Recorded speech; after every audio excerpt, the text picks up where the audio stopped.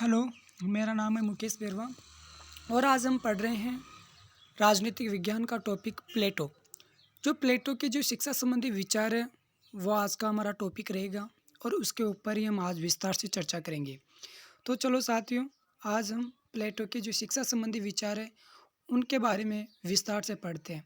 अगर आपको ये वीडियो पसंद आए तो प्लीज़ इसको आप लाइक करना और मेरे चैनल को सब्सक्राइब करना। तो चलो स्टार्ट करते हैं।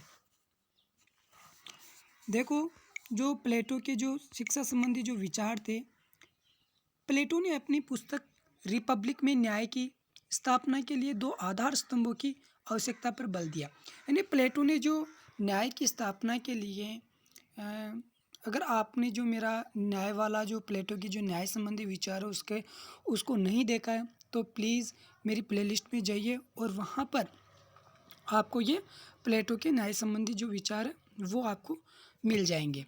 तो जो प्लेटो की जो न्याय की स्थापना के लिए जो दो आधार स्तंभों की जो व्यवस्था की गई है उस पर उन्होंने बल दिया। अब दो आधार स्तंभ कौन कौन से थे आपको पहले ये समझना होगा। तो प्रथम जो आधार स्तंभ था उनका शिक्षा सिद्धांत था, यानी शिक्षा सिद्धांत पर उन्होंने बल दिया। द्वितीय जो दूसरा था आधार स्तंभ वो था साम्यवाद, यानी शिक्षा और साम्यवाद ही न्याय के दो आधार स्तंभ थे। आपको ध्यान रखना, न्याय के दो आधार स्तंभ कौन कौन से थे। पहला तो था शिक्षा और दूसरा था साम्यवाद। प्लेटो ने अपने ग्रंथ रिपब्लिक में शिक्षा पर इतने विस्तार से लिखा कि रूसो ने रिपब्लिक को शिक्षा पर लिखा गया ग्रंथ कहा। यानी जो रिपब्लिक जो प्लेटो की जो बुक है उसमें उन्होंने शिक्षा के बारे में इतनी विस्तार से लिखा था कि ये कहने का मतलब कि बहुत ही जो इसकी जो शिक्षा की जो प्रक्रिया थी वो भी काफ़ी लंबी थी। तो अगर हम सोचें तो कोई भी ये नहीं सोच सकता था कि इतना बहुत लंबी प्रक्रिया होगी शिक्षा की।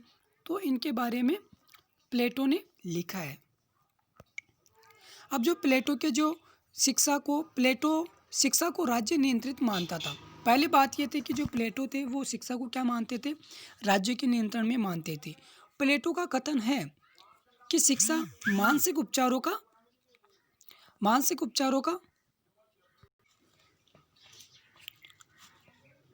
देखो, प्लेटो का कथन है कि शिक्षा मानसिक रोग का मानसिक उपचार है। कहने का मतलब जो प्लेटो थे, जो अगर मानसिक रोग का मतलब हम समझ सकते हैं कि जो अज्ञानी लोग हैं अगर उनको भी शिक्षा दी जाए तो उनको भी ज्ञानी शिक्षा के माध्यम से ज्ञानी बनाया जा सकता है। प्लेटो स्त्री पुरुष दोनों के लिए शिक्षा पर बल देता था। आपको ध्यान रखना है कि शिक्षा के जो विचार के अंतर्गत पहला तो क्या था कि प्लेटो शिक्षा को किसके नियंत्रण में मानता है, राज्य के नियंत्रण में। दूसरा क्या आ गया इसके अंदर विचार के अंतर्गत कि वो स्त्री पुरुष दोनों को समानता यानी दोनों को समान शिक्षा पर बल देता है, यानी स्त्री और पुरुष दोनों के लिए समान शिक्षा होगी। देखो, प्लेटो ने क्या क्या कहा था कि जो प्लेटो के आपको पहले ही पता है कि मैंने पहले बता दिया वो स्त्री और पुरुष दोनों के लिए समान शिक्षा पर बल देता था, लेकिन क्योंकि वह दोनों की क्षमता में कोई अंतर नहीं करता था। आपको पता है कि वो दोनों को ही समान प्रशिक्षण के लिए बल देता था और दोनों को राज्य के कार्यों के लिए तैयार करना चाहता था। और प्लेटो के जो राज्य में स्त्रियां भी राज्य के पद के लिए प्राप्त करती है, ऐसी उसकी मान्यता थी पहले कि जो स्त्रियां भी है वह राज्य के पद को प्राप्त कर सकती थी। लेकिन प्लेटो का विश्वास था कि जो लड़कों और लड़कियों की जो स्वाभाविक प्रतिभा में कोई अंतर नहीं होता है, ऐसा वो प्लेटो मानते थे। इसलिए दोनों को एक सी शिक्षा मिलनी चाहिए। तो चलो आगे चलते हैं। प्लेटो का शिक्षा सिद्धांत। प्लेटो अभिभावक वर्ग के लिए राज्य नियंत्रित अनिवार्य शिक्षा पर बल देता है। देखो, आपको बता दूं कि प्लेटो अभिभावक वर्ग को आपको अच्छे से समझना होगा कि अभिभावक वर्ग क्या होता है। अभिभावक वर्ग, ठीक, ये अभिभावक वर्ग दो से मिलकर बनता है। एक तो शासक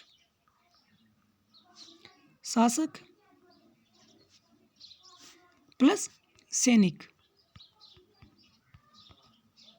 इन दो से मिलकर के क्या बनता है, अभिभावक वर्ग बनता है, शासक से और सैनिक से। जो शासक के अंतर्गत जो बौद्धिक ज्ञान होता है जबकि सैनिक के अंतर्गत शौर्य और उसमें साहस होता है। तो जिसमें ये दोनों ही योग्यताएं पाई जाती है वही क्या कहलाता है, अभिभावक वर्ग। तो साथियों ये समझ में आ गया होगा आपके। देखो, प्लेटो एथेंस और स्पार्टा की शिक्षा पद्धति का समन्वय कर शारीरिक और मानसिक दोनों प्रकार की शिक्षा की व्यवस्था करता है। तो इसका मतलब था कि एथेंस में कौन सी शिक्षा दी जाती थी, एथेंस में दी जाती थी बौद्धिक शिक्षा और स्पार्टा में सैनिक शिक्षा दी जाती थी। तो जो प्लेटो चाहते थे कि जो दोनों ही राज्यों के अंतर्गत अलग अलग शिक्षा दी जाती है वो उन दोनों का क्या समन्वय करके वो दोनों ही शिक्षा देना चाहते थे। कौन कौन, शारीरिक और मानसिक दोनों का समन्वय करके ये प्लेटो के शिक्षा के जो विचार थे उसके अंतर्गत था कि दोनों की ही शिक्षा दी जानी चाहिए। सैनिक शिक्षा और बौद्धिक शिक्षा ये दोनों ही शिक्षा दी जानी चाहिए। प्लेटो स्त्री पुरुष दोनों के लिए शिक्षा पर बल देता है। तो मैंने पहले ही समझा दिया आपको। तो चलो आगे देखो, प्लेटो लंबी शिक्षा पद्धति का तथा सैद्धांतिक व व्यवहारिक दोनों प्रकार की शिक्षा पर बल देता। सैद्धांतिक व व्यवहारिक दोनों शिक्षा पर वो बल देता है। पाठ्यक्रम में नैतिक मानदंडों का उचित स्थान शिक्षा एक दीर्घकालीन अनवरत प्रक्रिया के रूप में है।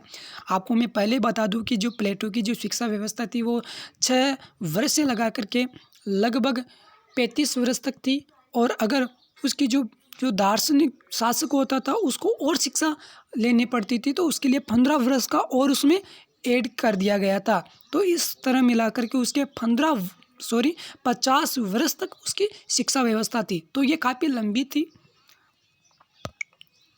प्लेटो की शिक्षा योजना। प्रारंभिक शिक्षा में प्लेटो शारीरिक, साहित्यिक और संगीत की शिक्षा प्रदान करने पर बल देता है और प्लेटो ने 6 से 20 वर्ष तक माना, जो प्रारंभिक शिक्षा को 6 से 20 वर्ष तक माना है। उच्च शिक्षा प्लेटो का सबसे महत्वपूर्ण एवं मौलिक सुझाव उच्चतम शिक्षा की व्यवस्था के संबंध में है।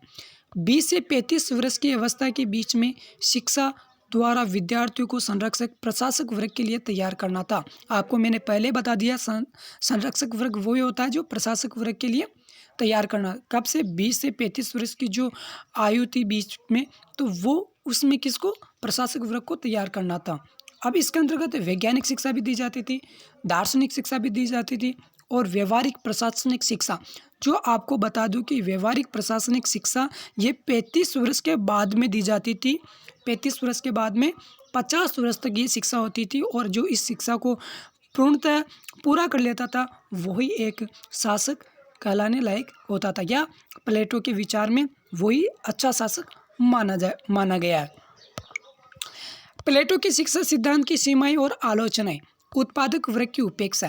देखो, उन्होंने एक उत्पादक वर्ग, उन्होंने 2 वर्ग के, एक तो शासक वर्ग और दूसरा उत्पादक वर्ग, सैनिक वर्ग, इन दोनों के लिए तो शिक्षा व्यवस्था की है, लेकिन जो उत्पादक वर्ग है उसके लिए कोई शिक्षा व्यवस्था नहीं की है। शिक्षा की अवधि अत्यधिक लंबी, मैंने आपको पहले बता दिया था कि 6 वर्ष से 50 वर्ष तक शिक्षा व्यवस्था, और ये काफ़ी खर्चीली भी थी।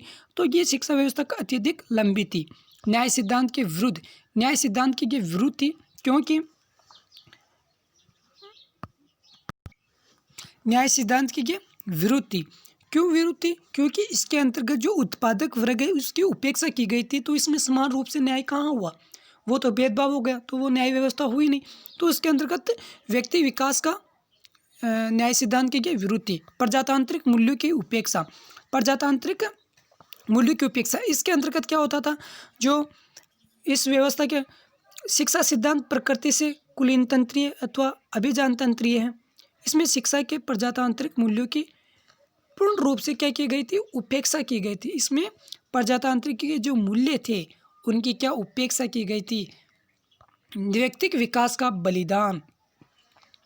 व्यक्ति विकास का बलिदान से इसका मतलब है कि राज्य के हितों के लिए व्यक्ति के विकास में बाधा पहुंचाना या उसके स्वतंत्रता को बलिदान कर देना। तो ये व्यक्ति विकास का बलिदान हो गया।